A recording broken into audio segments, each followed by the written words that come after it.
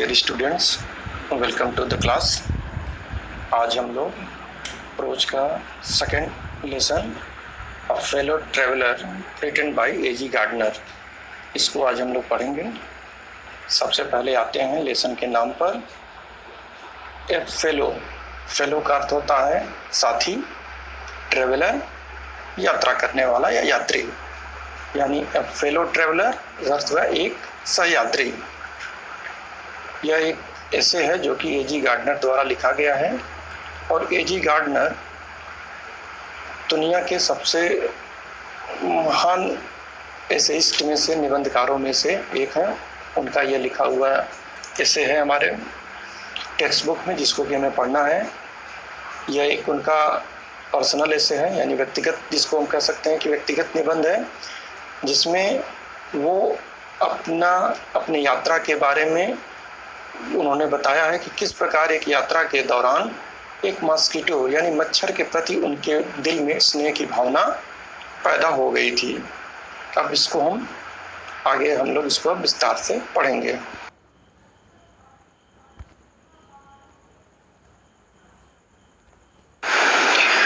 अब हम लोग टेक्स्ट देखते हैं। I do not know which of us got into the carriage first. Indeed, I did not know he was in the carriage at all for some time. It was the last train from London to a Midland town, a stopping train, an infinitely leisurely train, one of those trains which give you an understanding of eternity. It was tolerably full when it started, but as we stopped at the suburban stations, the travellers alighted in ones and twos, and by the time we had left the outer ring of London behind, I was alone, or rather, I thought I was alone. यानी लेखक शुरुआत में कह रहा है कि I do not know which of us got into the carriage first. लेखक कह रहा I do not know, कि मुझे नहीं मालूम। लेखक कह रहा उसे नहीं मालूम कि उन दोनों में से पहले उस ट्रेन के डब्बे में कौन चढ़ा। कैरेज मतलब ट्रेन का कंपार्टमेंट या डब्बा, कि उन दोनों में से कौन सबसे पहले उस ट्रेन के डब्बे में चढ़ा था। Indeed, I did not know he was in the carriage at all for some time. लेखक आगे अपनी बात बढ़ाते हुए कह रहा कि indeed, क्या देखा जाए तो I did not know he was in the carriage at all for some time, कि कुछ देर तक तो लेखक को ये बात भी नहीं मालूम था कि उसके अलावा और भी कोई है जो कि उस डब्बे में है। यानी लेखक का मानना था कि अभी वो अकेले ही उस डब्बे में, ट्रेन के कंपार्टमेंट में वो अकेले है। It was the last train from London to a Midland town. यह जो है लंदन जो कि ब्रिटेन की राजधानी है, कि लंदन से एक मिडलैंड टाउन की ओर, एक छोटे किसी टाउन की ओर, एक शहर की ओर जाने वाली अंतिम ट्रेन थी। और स्टॉपिंग ट्रेन, और इस ट्रेन की क्या विशेषता थी कि यह स्टॉपिंग ट्रेन, हम रुकने वाली ट्रेन, यानी हर स्टेशन पर रुककर चलने वाली ट्रेन थी, यानी एक आम पैसेंजर ट्रेन थी। एन इन्फिनिटली लेजरली ट्रेन, और ये बहुत ही आराम वाली ट्रेन थी, बहुत ही धीरे चलने वाली ट्रेन थी। One of those trains which give you an understanding of eternity, ये उन ट्रेनों में से एक थी जो आपको इटर्निटी का एहसास दिलाती हैं, जी, जो आपको जीवन के अनंतता का एहसास दिलाती हैं। जीवन की अनंतता का क्या मतलब हुआ कि आप उस ट्रेन में जब बैठते हैं तो आपको लगता है कि जैसे ये यात्रा कभी खत्म ही नहीं होने वाली है, यात्रा हमेशा के लिए चलती जाएगी। इतनी ये रुक रुक कर धीरे धीरे चलने वाली ट्रेन थी। It was tolerably full when it started. लेखक बता रहा है कि जब लंदन से ये ट्रेन चली तो उस समय ये ठीक ठाक भरी हुई थी। But as we stopped at the suburban stations, लेकिन जैसे जैसे ये ट्रेन लंदन के बाहर छोटे छोटे स्टेशनों पर रुकती गई, the travellers alighted in ones and twos, हर स्टेशन पर, छोटे स्टेशन पर एक एक दो लोग उतरते चले गए। And by the time we had left the outer ring of London behind, और कह रहा है कि जब तक करते करते जब मैं लंदन, जो कि एक बड़ा शहर है, मेट्रोपॉलिटन शहर है, कि जब तक हम लोग लंदन शहर के बाहरी छोर तक पहुंचे, उसके अंतिम किनारे तक पहुंचे, ऐसा लगा मुझे कि धीरे धीरे सभी यात्री उसमें से उतर गए हों। आई वॉज अलोन, लेकर कर मैं अकेला बचा था, यानी उस पूरे कंपार्टमेंट में अब मैं केवल अकेला बचा था। जो डब्बा अभी तक काफी भरा हुआ था, धीरे धीरे लोग उतरते चले गए। जैसे जैसे उनका स्टेशन आया, चूंकि रात की ट्रेन थी, उसमें चढ़ने वाले कम थे, उतरने वाले उससे ज्यादा थे, इसलिए धीरे धीरे हर स्टेशन पर लोग उतरते चले गए। और कुछ देर बाद जैसे ही ट्रेन जो है लंदन के बाहरी छोर तक पहुंची, लेखक को लगा कि वो अकेला है।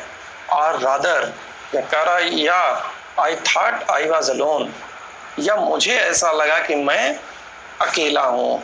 यानी लेखक कह रहा है कि मुझे लगा कि मैं अकेला हूँ, ऐसा मुझे महसूस हुआ कि वो अब इस डब्बे में केवल वही अकेला बचा हुआ है और उसके अलावा अब डब्बे में और कोई है नहीं। अब हम लोग टेक्स्ट देखते हैं।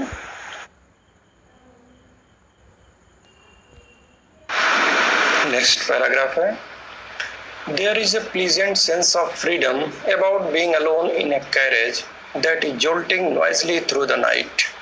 It is liberty and unrestraint in a very agreeable form. You can do anything you like. You can talk to yourself as loud as you please and no one will hear you.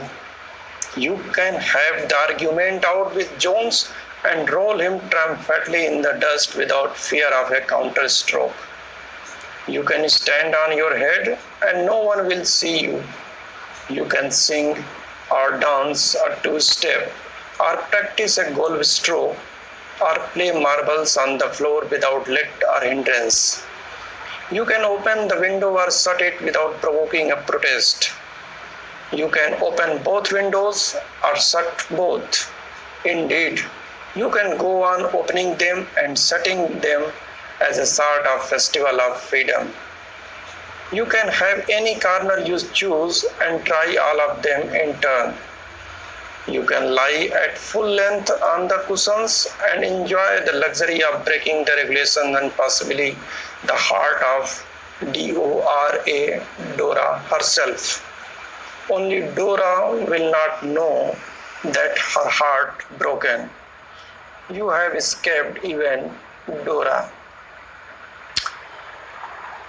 लेखक कह रहा है कि there is a pleasant sense of freedom about being alone in a carriage. तो जैसा कि last paragraph में था कि लेखक को लगा कि जब एक एक करके सभी उसके सहयात्री ट्रेन से उतर गए, तो लेखक को ऐसा लगा कि अब वो उस ट्रेन के कंपार्टमेंट में अकेले बचा हुआ है। तो उसके बारे में कह रहा है कि there is a pleasant sense of freedom about being alone in a carriage, कि एक कैरेज में, एक डब्बे में अकेला होना, उसमें भी एक अजीब तरह की आज़ादी है, एक शानदार अनुभव है। That is jolting noisily through the night, एक ऐसे ट्रेन के डब्बा में जो रात को धड़धड़ाते हुए, खड़खड़ाते हुए अपनी यात्रा पर चली जा रही है और आप उस डब्बे में एकदम अकेले हों, तो उसमें भी एक अलग ही आनंद, एक अलग ही सुख की अनुभूति है। It is liberty and unrestraint in a very agreeable form, एकदम आप आज़ाद होते हैं, आपको आज़ादी होती है। एंड अनरिस्ट्रेंट, कोई बंदिश आपके ऊपर नहीं है, कोई बंधन नहीं है, तो एकदम आराम से आप यात्रा कर सकते हैं और अपनी आज़ादी उसमें का जश्न मना सकते हैं। You can do anything you like, और उस आज़ादी का सबसे बड़ा फ़ायदा ये है कि आप उस जब किसी कंपार्टमेंट में अकेले हैं तो कहा you can do anything you like, आप जो चाहें वो करें, क्योंकि वहाँ पर कोई आपको देखने वाला नहीं है।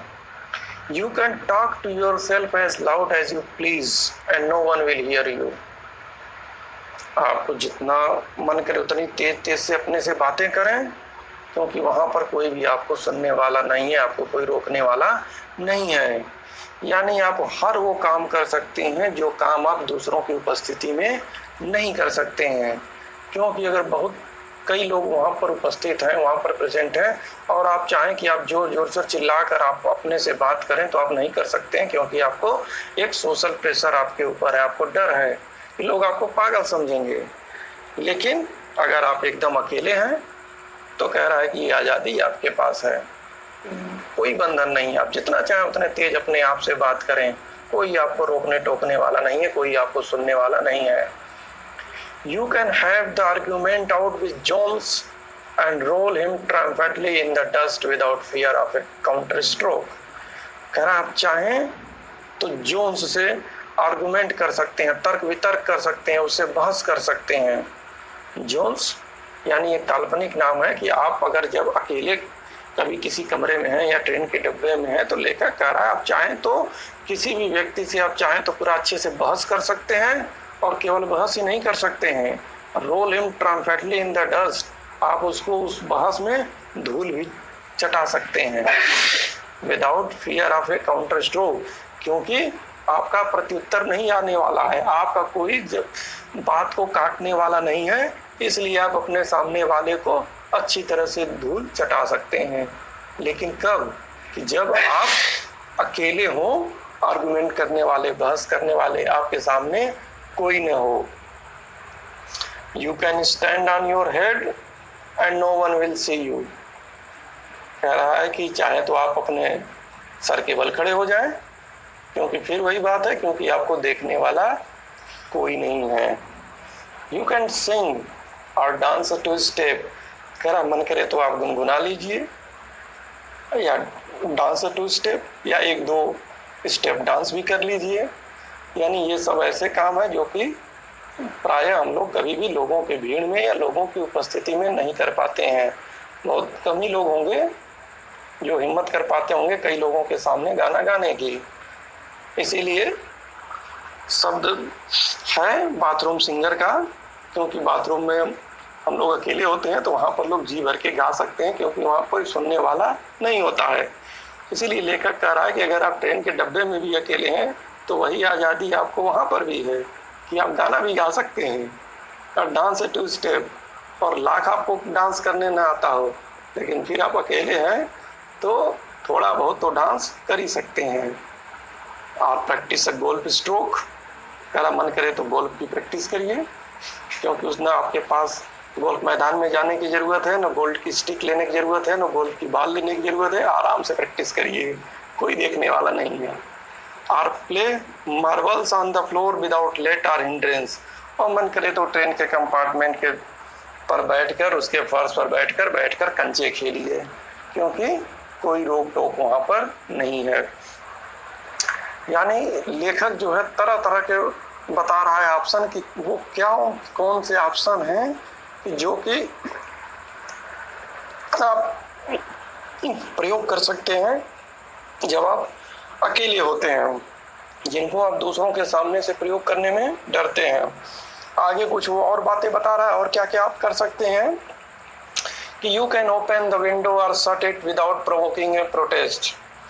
कर आप अकेले जब है तो मन करे तो आप विंडो को यानी कि ट्रेन की खिड़की को मन करे खोलिए, मन करिए बंद करिए, विदाउट प्रोवोकिंग ए प्रोटेस्ट, कोई विरोध करने वाला वहाँ नहीं है, क्योंकि जब कोई है ही नहीं तो विरोध करेगा कौन। आप आज़ाद हैं, मन करे तो विंडो खोलिए, मन करे तो खिड़की को बंद करिए। You can open both Windows और शट बोथ, मन करे तो दोनों खोल दीजिए, मन करे तो दोनों बंद कर दीजिए, आपकी इच्छा पर है, आप क्योंकि आप पूरी तरह से आज़ाद हैं। Indeed, you can go on opening them and shutting them as a sort of festival of freedom। और करा इतने से मन न भरे तो मन करे आपका तो लगातार उनको खोलिए बंद करिए, और इस तरह से अपने आज़ादी का त्यौहार मनाइए, यानी आज़ादी का जश्न आप मनाइए, क्योंकि लोगों के रहते आप अपने मन से उसको न खोल सकते हैं बहुत ज़्यादा, न बंद कर सकते हैं। लेकिन जब वहाँ कोई नहीं है तो आराम से उसको खोलिए बंद करिए और अपने आज़ादी का पूरा लुत्फ लीजिए, पूरा मज़ा उठाइए। You can have any corner you choose and try all of them in turn. पूरी सीट खाली है, क्योंकि आप तो ट्रेन में अकेले हैं, तो कह रहा है कि जिस कॉर्नर में, जिस कोने में, जिस सीट पर मन करे उस सीट पर आप बैठ कर ट्राई करिए, और उससे भी ज़्यादा मन करे तो हर सीट पर बैठ कर ट्राई करिए।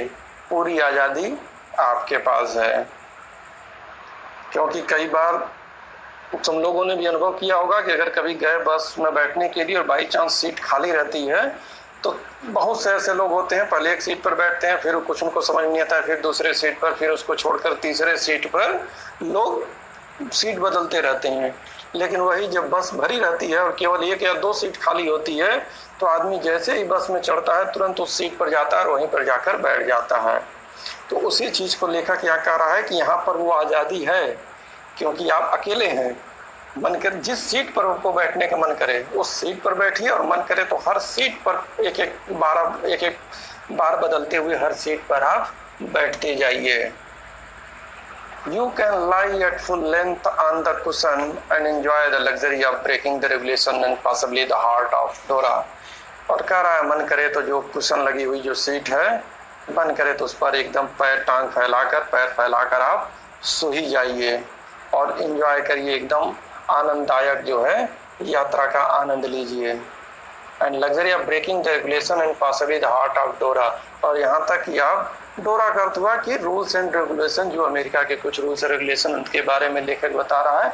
तो कह रहा है कि यानी कि आप जब ट्रेन में अकेले हैं तो आप बहुत से नियम कानून को भी तोड़ सकते हैं, क्योंकि वहां पर न कोई आपको देखने वाला है, न कोई आपको पकड़ने वाला है, न कोई आपके खिलाफ कोई चार्ज लगाने वाला है। तो कह रहा है कि आप लेट कर सो कर भी बहुत से नियमों को भी तोड़ सकते हैं। ओनली डोरा will not know that her heart broken. और कह रहा है कि यहाँ तक कि नियम और कानून को भी नहीं पता चलेगा कि आपने उन नियम कानून को उस दिन या उस रात को, उस यात्रा के समय आपने तोड़ा था, क्योंकि आप वहाँ अकेले हैं और कोई भी आपको जानने वाला नहीं है। इसलिए कोई नहीं जान पाएगा कि आपने नियम कानून को भी तोड़ा है। यू हैव एस्केप्ड इवन डोरा।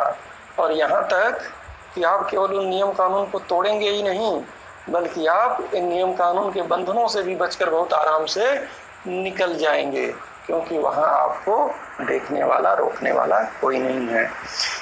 तो कुल मिलाकर इस पूरे पैसेज में लेखक ने ये बताया कि जब उसे महसूस हुआ कि वो उस ट्रेन में अकेला बचा है, उसके अलावा कोई नहीं है, तो उसे लगा कि अब वो एक आज़ादी से जो चाहे वो कर सकता है। और उसके दिमाग में तरह तरह के ख्याल आता है कि वो चाहे तो ये भी कर सकता है, वो भी कर सकता है, यानी डांस कर सकता है, गाना गा सकता है, कंचे खेल सकता है, विंडोज को खोल बंद कर सकता है, सो सकता है, यानी जो भी उसकी इच्छा चाहे वो कर सकता है। तो ये इस पैराग्राफ में लेखक ने बताने की कोशिश की है।